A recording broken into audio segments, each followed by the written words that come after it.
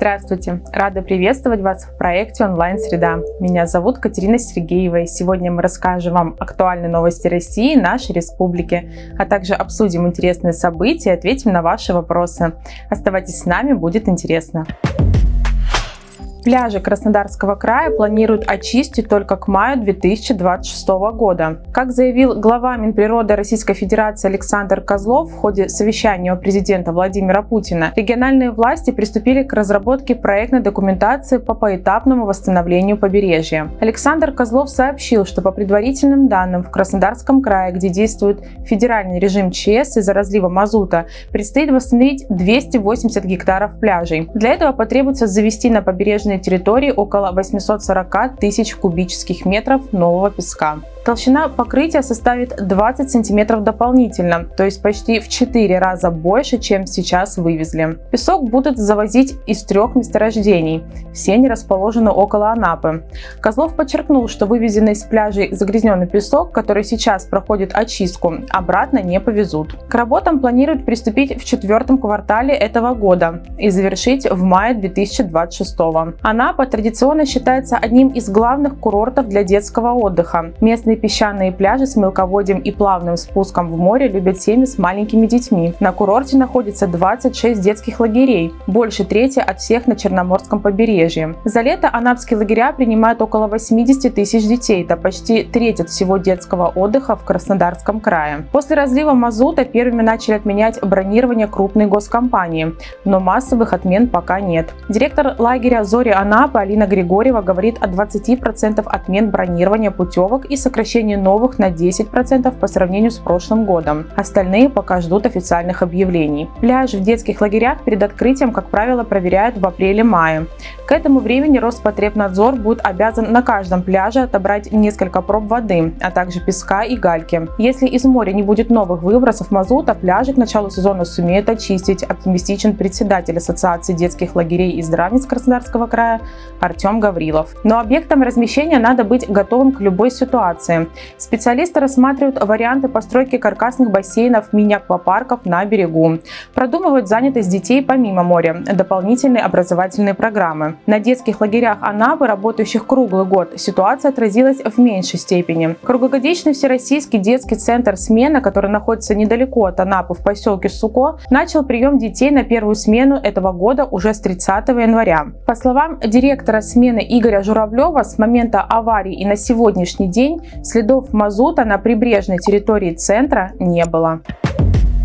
Семьи с детьми смогут быстрее воспользоваться средствами мат-капитала. Сроки обработки заявлений на распоряжение средствами материнского капитала сократят вдвое, до 5 рабочих дней, сообщил премьер-министр России Михаил Мишустин на заседании правительства. Чтобы осуществить собственные планы, семьи должны оперативно получать такие финансы. Для этого важно сократить сроки обработки заявлений на распоряжение материнским капиталом. Также с 1 марта материнский капитал можно будет тратить на строительство индивидуального жилого дома по договору подряда с использованием эскроу-счета. Такая система гарантирует сохранность денег заказчика. Оплату застройщик получает только после завершения работ. Говоря о поддержке семей с детьми, Михаил Мишустин напомнил позицию президента России Владимира Путина о важности повышения качества их жизни, создания необходимых условий для роста рождаемости. Для этого правительство реализует широкий комплекс мер. Прежде всего, это программа материнского капитала. Эти средства родители могут направить не только на улучшение жилищных условий, но и на оплату образования детей, вложить в накопительную часть пенсии матери и на другие цели, которые определены действующим законодательством. Кабинет министров упростил выдачу добровольцам удостоверения ветерана боевых действий. Речь идет о гражданах, вступивших в добровольческие формирования, созданные по решению органов власти для содействия выполнению задач, возложенных на вооруженные силы России в ходе специальной военной операции. Удостоверение будет служить подтверждением статуса ветерана боевых действий и права на полагающиеся по закону льготы. Ранее для получения удостоверения добровольцу требовалось подать заявление. Теперь такая необходимость отпала. Воинская часть, на базе которой было сформировано добровольческое формирование, будет в беззаявительном порядке порядке направлять все необходимые документы в военкоматы того региона, где доброволец состоит на воинском учете. Региональные военкоматы, в свою очередь, должны будут за 10 дней проверить полученные документы на соответствие установленным требованиям. На заключительном этапе процедура комиссии военкомата будет принимать решение о выдаче удостоверения. Порядок выдачи удостоверения без предварительной подачи заявления был разработан по указу президента России Владимира Путина. Как отметили в Кабмине, готовый документ будет выдаваться самому добровольцу, его родственникам или другим лицам по должным образом оформленной доверенности. Закон, наделяющий добровольцам статусом ветерана боевых действий, был принят в ноябре 2022 года. На федеральном уровне им полагаются определенные льготы, в том числе по налогу на имущество и по оплате коммунальных платежей. Кроме того, граждане с таким статусом имеют право на ежемесячные денежные выплаты. Евросоюз решил запретить поставки Xbox и PlayStation в Россию. Поставки игровых консолей Xbox и PlayStation в Россию предлагается запретить в рамках новых санкций Евросоюза, сообщила верховный представитель ЕС по иностранным делам Кая Каллас. Каллас утверждает, что в России приставки, по-видимому, используют для управления дронами. Также в список войдут поставки отдельных химикатов и ограничения на импорт СПГ из России.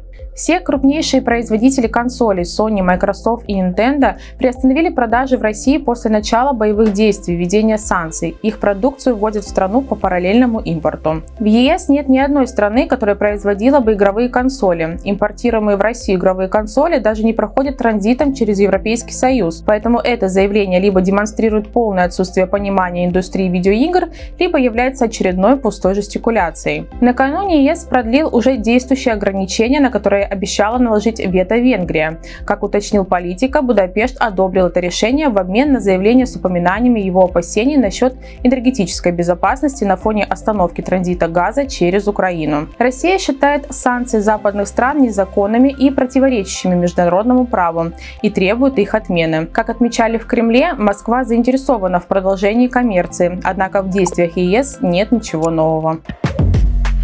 Россиян предупредили об угоне аккаунтов Telegram через секретные чаты. Пользователи Telegram столкнулись с новой напастью. Скамеры имитируют удаление их аккаунта и предлагают его вернуть с помощью секретного чата. В такой чат пользователь должен ввести логин и пароль. Якобы это поможет вернуть аккаунт.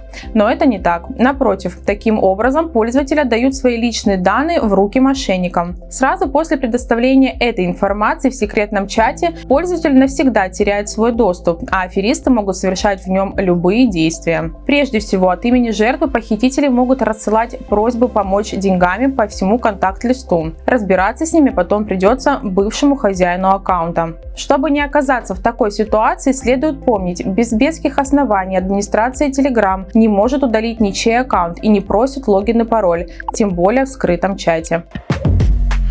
Алкоголь в России начнут продавать по биометрии в этом году. Гендиректор Центра биометрических технологий Владислав Поволоцкий сообщил, что применение биометрии в офлайн-торговле алкогольными напитками позволит более точно верифицировать возраст покупателей. Сервис должны будут запустить до конца года в крупных торговых сетях.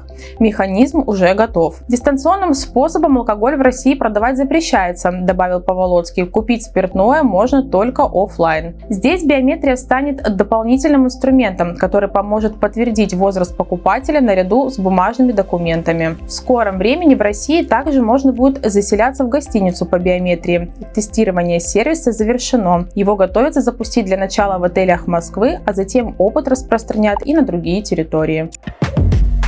Северные надбавки к зарплате в Коми будут доступны с первого дня работы. Как сообщил в РИО главы Коми Ростислав Гольдштейн, это важный для республики вопрос, касается квалифицированных специалистов, которых не хватает в социально значимых отраслях. Такое предложение Федерации профсоюзов Коми озвучил председатель Федерации профсоюзов Республики Коми Алексей Кулиш. Как заключил руководитель региона, я эту инициативу полностью поддерживаю. Несправедливость по заработной плате устраним. Минэкономразвития получил от меня задачу к 1 марта подготовить проект изменений в региональное законодательство. Сегодня надбавку в полном размере начисляют спустя 5 лет работы на Крайнем Севере и приравненных к нему местностях. Есть исключения для молодежи, но этого недостаточно. Изменив принцип, мы сделаем нашу республику привлекательным местом для жизни и работы. Специалисты с хорошей подготовкой из других регионов охотнее поедут к нам, а они нам нужны в медицине, образовании и множестве других сфер.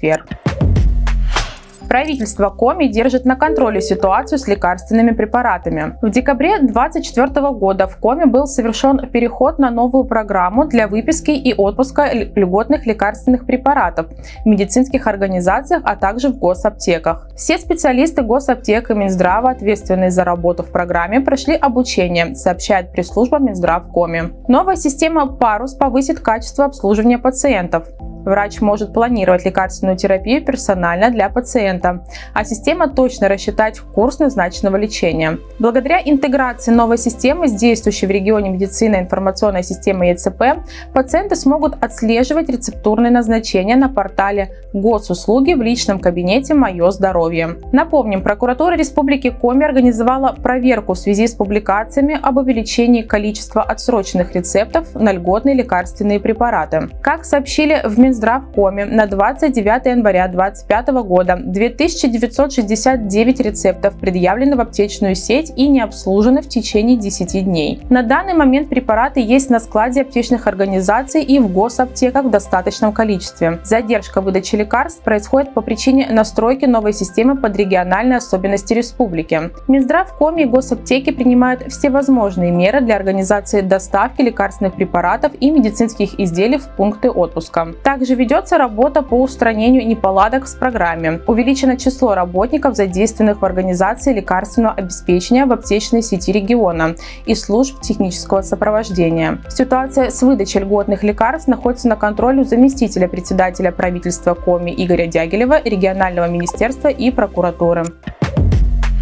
В МВД России Интинске поступило заявление о мошенничестве от сотрудницы медицинского учреждения, сообщает пресс-служба МВД по Республике Коми. Местная жительница 64 года рождения рассказала, что ей позвонил неизвестный, представившийся сотрудником социального фонда. Он сообщил, что в неких документах была допущена ошибка, поэтому женщина получила неверно рассчитанную пенсию. Далее представитель организации предложил пересчитать выплату. Доверчивая интинка согласилась и продиктовала коды из СМС-сообщений, не обратив внимания на имя отправителя. Спустя время работник фонда уведомил заявительницу, что третьи лица получили доступ к ее картам. Неравнодушный помощник сначала запугал горожанку, что так аферисты могут похитить деньги со счетов. Затем он рекомендовал гражданке как можно скорее поехать в банк и перечислить все имеющиеся средства на страховую ячейку. Выполняя указания злоумышленника, потерпевшая потеряла 720 тысяч рублей на сторонних счетах. После завершения транзакции собеседник перестал выходить на связь. По данному факту возбуждено уголовное дело по признакам преступления, предусмотренного частью 3 статьи 159 УК РФ «Мошенничество». МВД по Республике Коми напоминает, что представители государственных организаций не предлагают гражданам переводить имеющиеся документы или пересчитывать какие-либо выплаты по телефонному звонку или в мессенджере. Помните, что аферисты могут обмануть вас всеми возможными способами, поэтому при поступлении подобных предложений рекомендуем лично обратиться в необходимое учреждение. А сейчас мы ответим на самые интересные вопросы, которые задавали интинцы на этой неделе. Можно ли подтвердить личность физического лица для госключа в офисе «Мои документы»? С 21 января Центр «Мои документы» оказывает услугу по очной идентификации личности. Очная идентификация личности необходима для получения усиленной квалифицированной электронной подписи физического лица. Электронная подпись физического лица может потребоваться в том случае, если гражданин хочет получить государственные услуги в электронном виде с использованием приложения «Госключ». Получить услугу можно с 14 лет, необходим только паспорт, услуга оказывается бесплатно. Перед визитом к нам необходимо иметь подтвержденную учетную запись на портале госуслуг. На телефон или планшет должен быть установлен приложение «Госключ», в котором необходимо авторизоваться и создать заявку на получение электронной подписи. Сертификат электронной подписи в приложении «Госключ» действует 1 год. После окончания действия сертификата для дальнейшего использования приложения «Госключ» и подписания документов нужно получить в нем новый сертификат. Обязательно нужно запомнить, обращаю внимание, пароль, установленный в приложении «Госключ», не восстанавливается, и при утере нужно будет проходить всю процедуру заново. Когда в Инте пройдет всероссийская акция «Лыжня России»? Уважаемые интинцы, у нас в очередной раз в нашем городе проводится всероссийская лыжная гонка «Лыжня России 2025». Начало в 11 часов. Регистрация наших всех желающих принять участие в 10:00. Хочу сказать, что в этом году на завершении мероприятия нашей лыжной гонки будет проводиться старт на охотничьих лыжах. И это впервые мы проводим, и надеюсь, что наши интинцы, любители охоты, которые ходят на охотничьих лыжах, придут и примут участие. В программе нашего праздника старты первоклассников, старты учащихся школ с 7 по 11 классы, старты всех мужчин и женщин, возрастные категории, 5 возрастных категорий. Уважаемые интинцы, приглашаю вас 8 февраля на лыжную трассу спортивной школы Интинская для участия во всероссийской массовой лыжной гонке «Лыжня России 2025». Старт в 11 часов. Ждем вас на лыжной трассе. Индексируется ли материнский капитал, полученный на детей, рожденных до 2020 года? Зависит ли его размер от года рождения ребенка? Материнский капитал – это мера поддержки семей, в которых после 1 января 2007 года родился второй или последующий ребенок. Кроме того, материнский капитал выдается на первого ребенка, рожденного начиная с 1 января 2020 года. Размеры материнского капитала после индексации с 1 февраля 2025 года составляют: на первенца 690 тысяч рублей, на второго ребенка, если не получали на первенца, 912 тысяч рублей. Индексация распространяется на всех владельцев сертификата, независимо от того, в каком году был получен сертификат. Причем, если семья частично распорядилась средствами на 9,5%, будет проиндексирован остаток средств на сертификате. Напомню, что направить средства материнского капитала можно на улучшение жилищных условий, образование детей, реабилитацию детей с инвалидностью, формирование накопительной пенсии мамы и получение ежемесячной выплаты. Также сейчас можно получить выплату из остатка средств маткапитала, если размер такого остатка менее 10 тысяч рублей. Возраст детей и доход семьи при этом значения не имеют. Вот и подошел к концу выпуск проекта «Онлайн-среда». Благодарим вас за внимание и надеемся, что вы узнали много нового и интересного. Увидимся с вами на следующей неделе. До новых встреч!